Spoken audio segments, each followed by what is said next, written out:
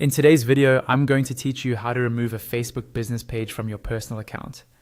Sometimes you might set up a business page for a project, a client, or a company, and later realize you no longer want that page connected to your personal profile. Maybe you've handed it over to someone else, or you just want a clearer separation between your personal and business activity. In this walkthrough, I'll show you a simple way to disconnect yourself so that the business page is no longer tied to your personal account. First, open your browser and go to Meta Business Suite. The easiest way is to type Meta Business Suite into your search engine and log in with the Facebook account that currently manages the business page. Make sure you're using the correct personal profile, the one that has access to the business page you want to remove. Once you're in, you should see the Meta Business Suite dashboard for your business.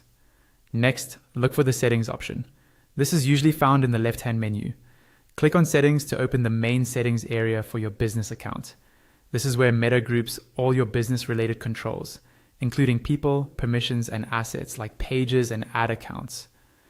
Inside Settings, find the section that lists people who have access to this business. You're looking for your own profile, the one that currently has full control or admin access. When you see your name or profile, look to the right-hand side of that row for a small icon with 3 dots. This 3-dot menu is where you can manage your own access. Go ahead and click on those 3 dots. A small menu will appear, and in that menu, choose the option that says Remove from Business Portfolio. This tells Meta that you no longer want to be part of this business's portfolio or any of its assets, including the business page. Confirm the action if you're asked to, and wait a moment while it processes. Once you've done this, your personal Facebook account will no longer be connected to that business portfolio or its assets. That means the business page associated with that portfolio will not appear as one of the pages you manage from your personal profile.